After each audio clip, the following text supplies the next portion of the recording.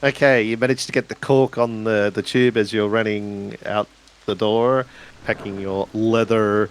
Well, as they've rushed out first, he can't rush out before them, so Werner will go as soon as he can. Xander is following after Issa. You rush outside, and the night is almost upon you. The only thing that's lighting up the area now is the brightness of the tear in the middle of the courtyard. That's casting now ominous shadows from the tents that are sort of waving as the tents move in the breeze. But the tents themselves are also, to some extent, taut from the gravity that's being applied to some of the ropes and the fabric themselves. You rush past the tents between an old abandoned well and a building off an old building off onto your left, which looks like it's been um, uh, converted into um, an open feed shed for various animals, but no animals are currently existing in there. It's gated up with fence and some wire, and there's some gates in there. But you run up the stone pathway and into the next area where there's another courtyard, up to the large double heavy set doors that are currently wide open, and you enter the main building of the castle.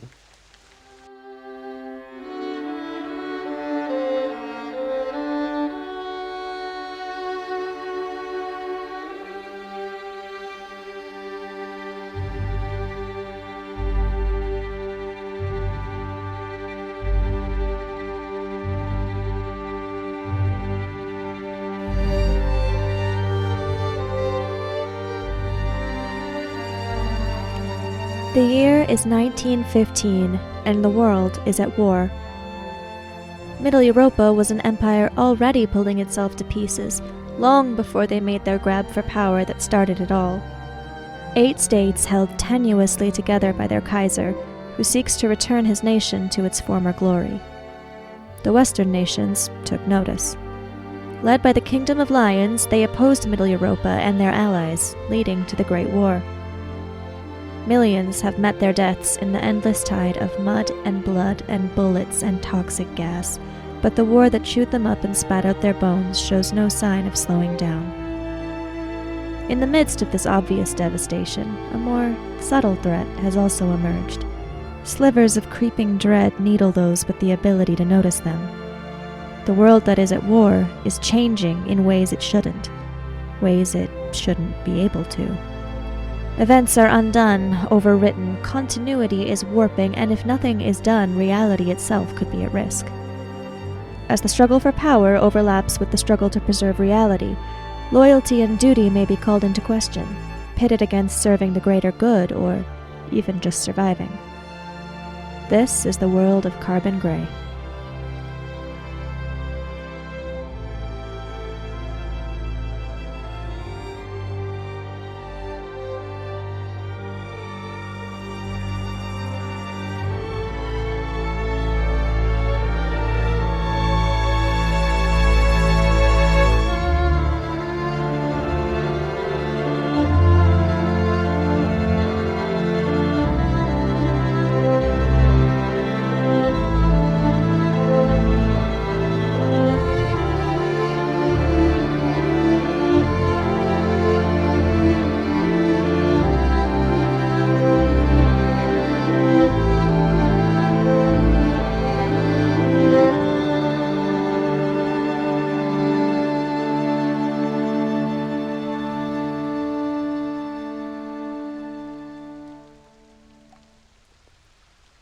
Ah. Which is dark inside. You can't hear the sounds of any screaming or running. The building itself is a solid wooden structure. Fancy tapestries line the walls, as well as rugs that are on the floor. There's a place where perhaps at one stage there was a heavy set table as the marks of its years of wear remain on the floor. But there's no lights within this building itself. And as you enter the building, That we're in? from the same building that you Oh, heard. that we heard it coming from before. So before you is a hallway that leads with open doorways on the left and right, and a big arch that's sort of halfway down the hallway. Looks like the first door on the left and right, both opposite each other, lead into separate rooms. Okay, then he will stick his head in one of the doors and around.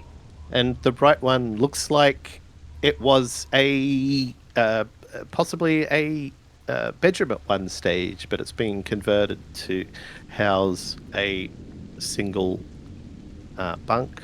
Does it look lived in? The bunk looks like it's been recently slept in. There's several tables and chairs that have been stacked up and stored in here, as well as some cabinets. Does it look like a child's room? No, Okay. no. It looks like it may have been the master bedroom at one stage of this chateau's life. It's a fairly large room, but it is a square room. Solid walls again. There's various tapestries that are hanging on the walls. But right now he'll guard the hallway. All right, where's Issa going? She's outside. She's in the hallway, just looking to see what Xander's doing in the room he was going into. Yep. And she's listening to see if she can hear anything in this building. Nothing.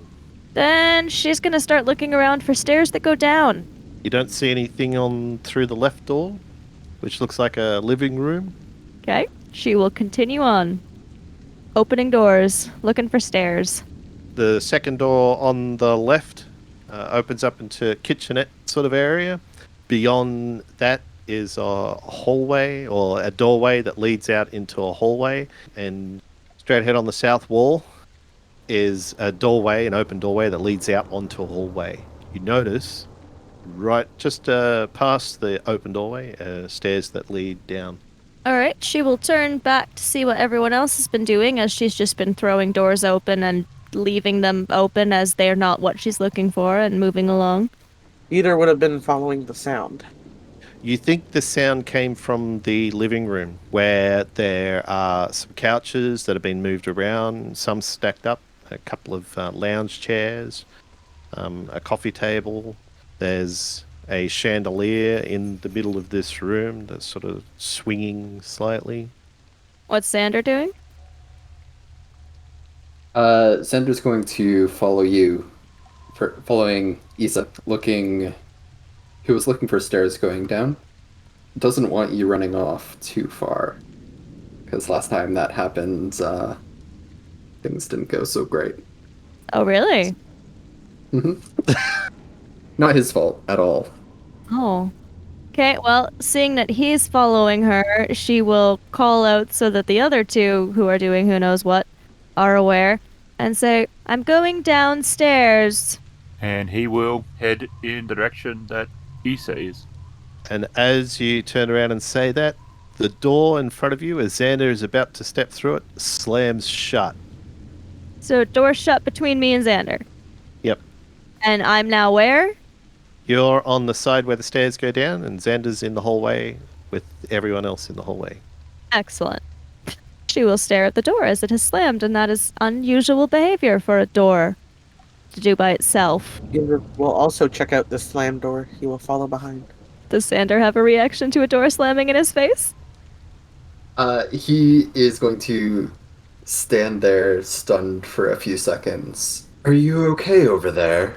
I am fine. There's someone laughing downstairs. I told you this could be a trap. A trap set by a child who's laughing downstairs. A trap set by something that sounds like a child. Be careful. She's gonna try and open the door. You try the door, and the door is Yep. locked. I can be as careful as I want. I still can't get out. I can try and shoot off the door handle if that would help. He will head in that direction, rifle up. Okay. You see a stove and a line of cupboards that has a kitchen sink, and off over at the other end of the kitchen is a doorway that leads out. Looks like a bathroom and another hallway. But on the left, just before the door, is you see like a pantry, and the pantry door just shut quite quickly, but just noticeable. And he will move over, but not up to the door. Crouch down, aiming at the door. And you do that? And that's where I will stay for the just immediate. I guess Issa's gonna go down the stairs because she can't get out. Yep, Xander hears the sound of footsteps heading down some wooden stairs. I'm going to assume you're far enough away that this won't hit you. And Xander will pull out his pistol and aim it at the doorknob. She will sigh and continue walking. Xander is going to point it at the doorknob, close his eyes, and turn away. Turn away! And fire at the doorknob without moving his hand. Loud gunshot. Issa is downstairs, and the sound sort of gets absorbed by the walls and the hum of the rift that's down in the basement. You're now in the basement. The whole area is lit with a bright reddish, pinkish glow. She's gonna examine the basement and look around. There's at instruments what's that there. are set up around the rift on various carts. There's walls that are lined with bottles of wine, but there is no one down here. There's no one down there. She'll wander over, take a look at the instruments, take a look at the rift itself. And the rift is definitely a lot larger than the last time you saw it. Okay, she wants to. I guess she'll pull out her thaumatrope and start spinning it and look at that and see if she sees anything. Normally, what it is in real life is a little disc on a string, and it's got Yeah, a on a string. picture on each side.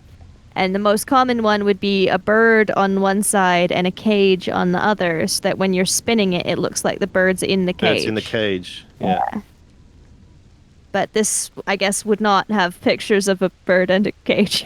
I mean, if she doesn't see anything with that, she doesn't see anything with that. She's just gonna try it. You look around and it's spinning around, and you're holding it up close to your eye, and then suddenly in front of you there is a large spectral shape, and that's the last thing you remember. The lock itself, you destroy the mechanism, and with a forceful sort of leaning up against the wall, the door opens. With his ears still ringing, he'll turn back to the others. I got the door open. We should follow after her. Peter will go down the stairs. Yeah, Xander will head down as well. Vienna will not. On the floor of the basement, Issa is lying collapsed in a heap with her thaumatrope next to her. Peter will pick her up and bring her to the living room and put her on the couch. Alright, before you do that, the last thing you remember was like this icy touch on your forehead that sort of sent a shockwave through your entire body and knocked you unconscious, and you're now above the castle looking over it, and there's men in along the walls patrolling. Men are milling about, and there's some men that are standing guard over near the rift, which is now starting to appear in the courtyard. And it's started to rain, and just as the rain starts, the area over the top of where the rift is appearing in the courtyard, the rain is sort of getting sucked into the rift, and a spectral figure appears, and no one seems to notice but you, and you sort of cry out, but no one hears you. All of a sudden, a man drops and gets dragged towards the rift, and then other men race and grab their guns and they start shooting, and the bullets find their mark. But most of the bullets get sucked into the vortex that is the rift. Mm. And as you hover over the castle, you're forced to watch the desperation of all 60 men as one by one they get dragged into the depths that is the reddish pink glow of the rift. All right. I return to normal unconsciousness. And you are now normally unconscious. Unconscious. I unconscious you. All right. The doctor grabs Issa and runs upstairs. Yep, and you take her into the living room. Yeah, Xander's going to follow back up. He didn't see the spectral figure, right? No. Okay. Actually, so he'll take a quick look around the room. You notice a clear viscousy fluid on the ceiling of the cellar, the roof of the cellar. The door to the pantry opens, and you see the fresh, terrified face of a young man dressed in a military uniform, and a woman, young female, possibly in her late 20s, with long black hair, wearing rounded glasses and a long white lab coat, huddled into the back corner of the pantry. I do not lower my rifle. Do not move. Keep your hands where I can see them. Yep, Peter, you may as well work on making a medical roll on Issa. That's what I say. His main concern will be the unconscious child in front of him. You use some smelling salts on her, but it's quite obvious that she suffered some sort of injury. Some sort of injury. That made her unconscious. Everyone comes and goes, so what's the matter? The doctor says, well, I have determined she is unconscious. Injured and unconscious. Well, was, but she's not now. She's less unconscious than she was before. Oh, all right. You're not entirely sure, but yeah, she's coming around. But as Issa starts to wake up, she is extremely groggy and has, if she's never had a migraine before, she's now having a migraine. Where is everyone? Von is in the basement. I don't know where's the other. He needs to leave the basement now. And there are four of them. There's four of the, things. Just lay here for now. No, we have to leave, but I can't think, but there's four of them, and they killed everyone. After that, in the kitchen, you notice the private. He puts his hands up. Do not shoot! Do not shoot! We are part of the investigation team. Name, rank, serial number. My name is Private Xander Baptiste. Serial number 1183. The foreline. She is Dr. K. Farak. Can she not speak for herself? Can you not see she is frozen in fear? And she is shaking almost uncontrollably. He keeps the carbine in the crook of his arm, because they're the smaller one, is what it is. Mm-hmm. And he's holding it. And he doesn't take it off them, but he points at the table. Sit. Put your hands on the table. Don't move. No, I'm not going out, says the doctor as the private sort of steps out with his hands still raised. Cans of food fall onto the floor. Initiative. As the private steps out of the pantry, just above him appears a ghostly bluish figure of a female that hauntingly screams at you. as ectoplasm, a clear viscousy fluid appears in the wall where it appears.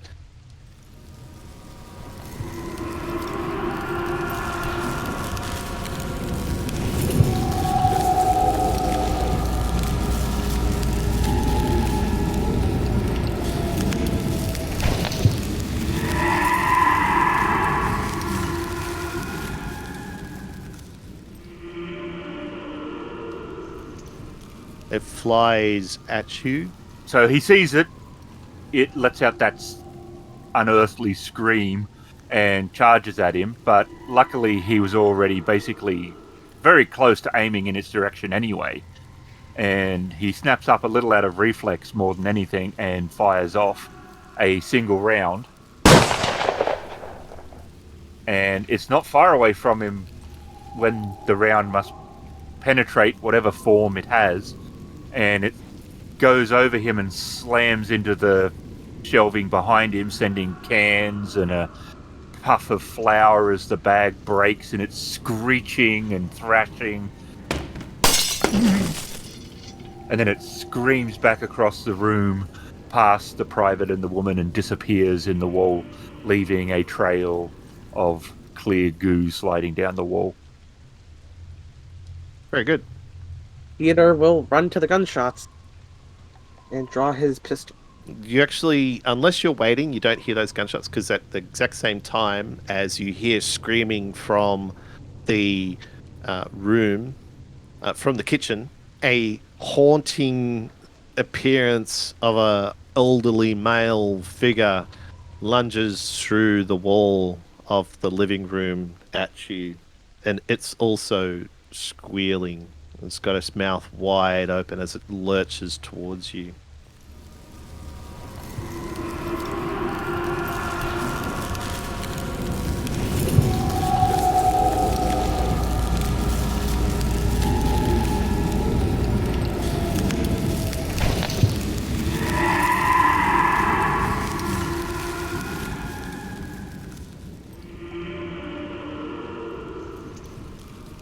Well, he will shoot it. So Peter was about to run into the room as he was grabbing his gun, and he hears it come out of the wall behind him. He quickly 180s and shoots a round off directly in the chest of it as it precipitates. As it precipitates. It's raining now? Yep. Well, it's all that plasma and Oh, well, that's a good description. It starts precipitating into the room. yeah. A gooey, viscousy, Oh no! a spectral body appears up through the ground at your feet and goes to try and pull you into the solid depths that is the earth and the basement floor. It looks like an old, haggard lady, and at times a young, beautiful woman. As its appearance changes constantly, it screams at you as it lunges towards your legs. Is that? And he will try and fire his pistol at it.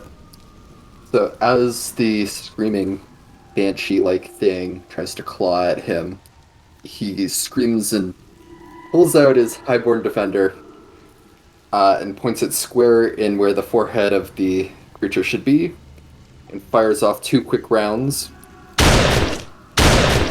into its forehead, and it disintegrates into a goo of ectoplasm against the floor. Very good. Issa, Then Issa is running for the kitchen. you groggily get to your feet and Yeah, the okay. world She's maybe more spins. stumbling her way to the kitchen. Yeah. And you stumble into the kitchen, seeing the cavalryman aiming his gun at the pantry, where a young private is stepping out. He's got his hands raised and he's darting, sort of like moving backwards towards where you are, the door. And inside the pantry is the young doctor that you saw in your vision. In a very groggy sort of way, attempt to explain to Werner what is going on. Because she's very concerned about getting someone to understand what's happening. So she has just made her way into the kitchen. She sees him standing there, and she's going to start sort of rambling about. There's the 4 apparitions, and they're dragging people into the rift. And everyone, they dragged them, and I don't know why. Not quite everyone. There's these 2, and I have met one of your apparitions. It is most displeased with lead. I see. Don't let them touch you. I don't advise it. I had considered that a unwise move. And I guess if that's all she can do, that's all she does. Well, the young doctor looks out and around and noticing that there's more people in here than there are ghostly anomalies. She jumps up, knocking food and cans over, and she starts to bolt out of the kitchen. Where are you going? And the private turns and starts to run after her and say, "Wait!" He goes to grab her and misses. She's going to get herself killed. Or worse? I don't know. I do not know either. We have this one who is more than likely to shoot himself, and now that one is running. What were they shooting at? Who was shooting at... what? There was more than one gunshot. Peter shot one, I think. And Xander? I don't know where he is. Why would they not be? Doctors confound everything. And he goes for the front door, or where they ran. Well, Issa could probably see because they ran past her. What can she see? You turn to see a pair of female legs getting dragged up into the sky. She will point and yell about this. She's, it has her, I think, my head. Well, on his turn, Werner will be running for the front door and taking aim and firing a shot. As you get outside, the private is deflated and he's looking up and he's like, and she's probably a good 15, 20 feet up in the air now, being dragged by this female spectre of a ghost.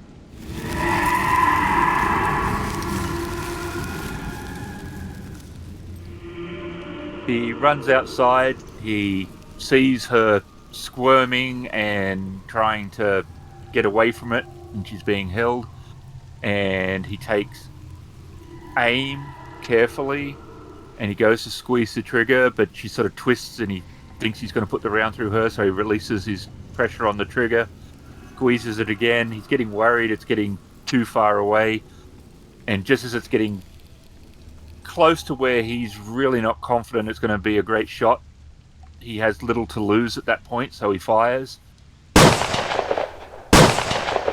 There's a wet slap as the round hits the apparition, and it spins around in a large circle as it's screeching, and bits of it are starting to come away from its form, and it just can't keep itself together until it fades and it's gone. He turns around and looks at Issa, and then the doctor crashes into the ground behind him.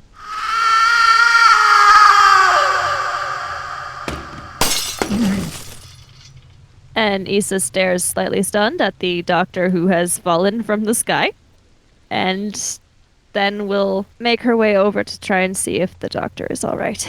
Xander will reload his gun and run back up stairs.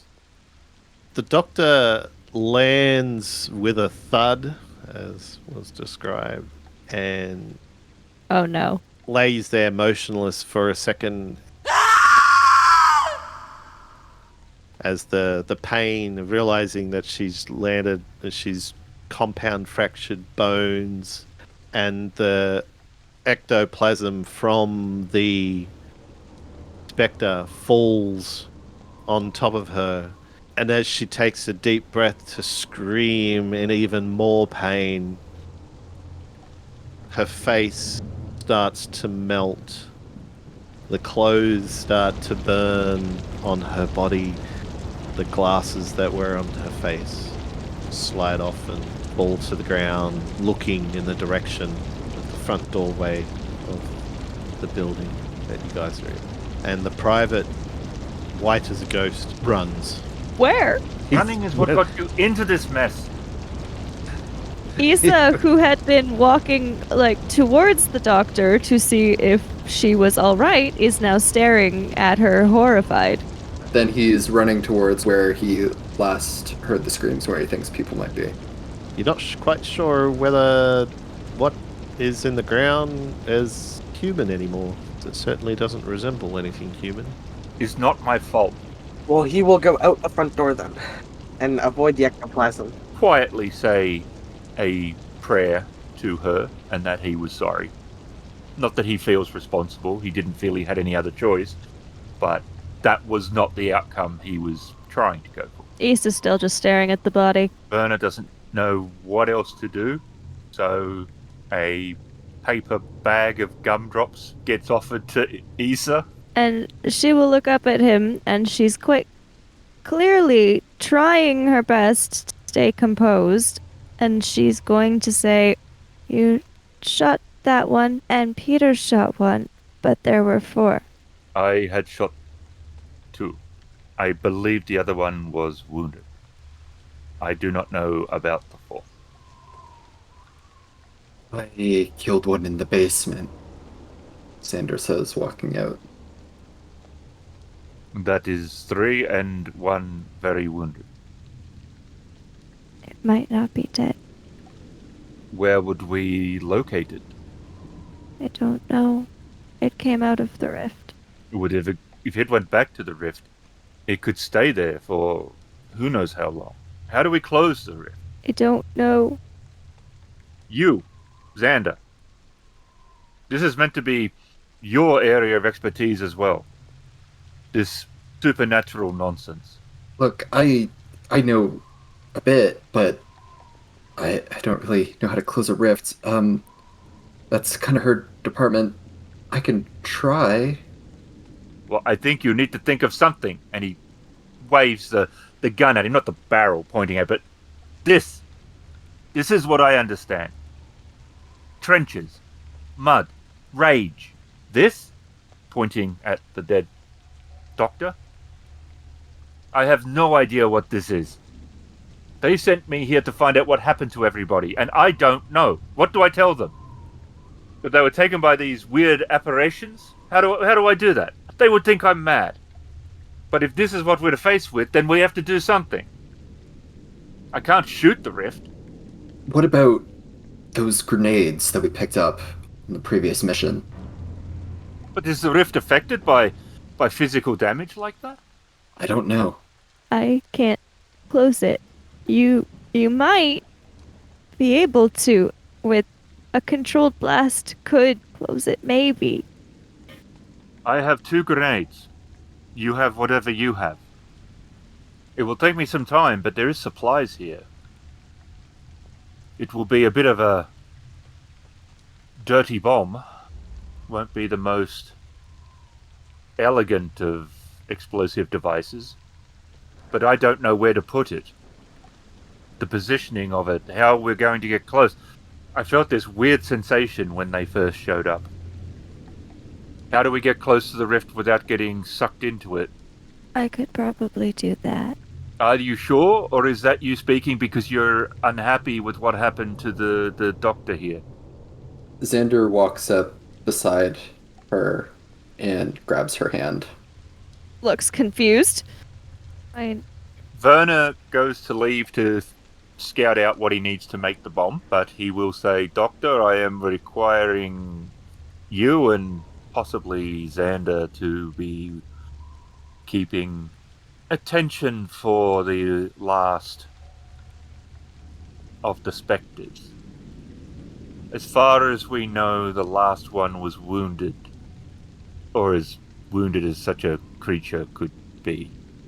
I will not be able to be easily defending myself while I am building this in case it comes back." It or not, Issa's sort of muttering to herself, and I don't know how closely Xander is listening, so I don't know if he hears what it is or not. He's fairly close, but he's not really hearing her. Oh, okay. Then he doesn't know what. She seems to be repeating the same thing over and over. And he comes back and it has a box of stuff. There's a grenade on top that's taped down. While all this is happening, you hear the sound of an automobile start up. So you set the makeshift device, demolitions device, up into the basement of the building. Yep. And An ammo crate that's now packed with powder and other things. Yep.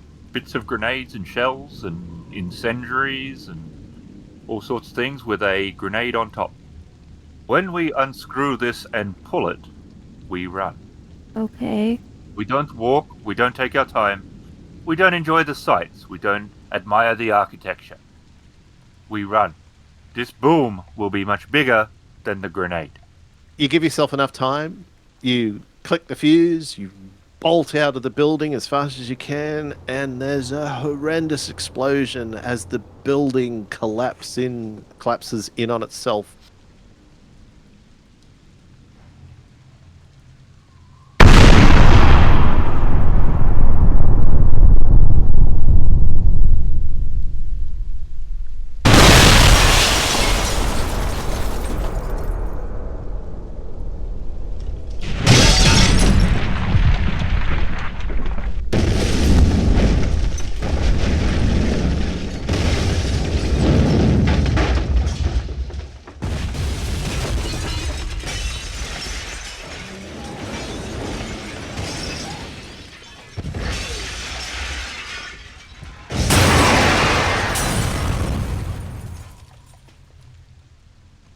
The bell tower that was set at the top crashes down into the building, and a trench full of dirt piles in along the courtyard.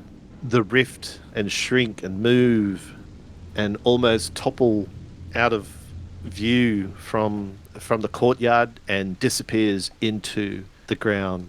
And we don't know if it's gone? You're pretty sure it's gone. Okay. Good with the ambiguity. You can never be truly sure that it's gone. Looks at Xander. Well, is it closed? I He would not know. So he turns back to Issa. Is it closed? I think so. No, when you say think, I think it is, but there is no way to be certain unless we dig and get back to the source of where it began and check there. For you, the power of the rift was surging at the point when all that stuff happened, and then the explosion. You felt as if the rift, as had dissipated. The rift faded away. Okay.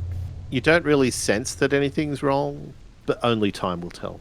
do you think if the rift is closed that the unfriendly beastie could exist in this area without it? I highly doubt it. I do not think it could for long. Good. I think the rift is gone. We have a long drive back. Do we have a drive back? It sounded as though. He did not have my car keys. What are you going to tell your whoever is in charge happened to the people here? That they are gone, and for a true understanding of what happened, he should contact the Order. See, Which I imagine he won't do, but if he did, I'm sure they will not tell him much. they might not. They do lots of things that don't make sense. Like keeping him around. And she points at Xander. I can be helpful sometimes. The Carbon Grey role-playing game is published by Magnetic Press, starring SPG as Peter, Shadow as Xander, Ghost as Werner, Emily as Issa, and Raven Insane as the storyteller. Sounds and music are from Sirenscape and Epidemic Sound. Thanks very much for listening. There's a hole and weird aspirations. They had weird aspirations. And it led to their deaths. Yes. They had aspirations of. God damn it, I had it Yeah. until then.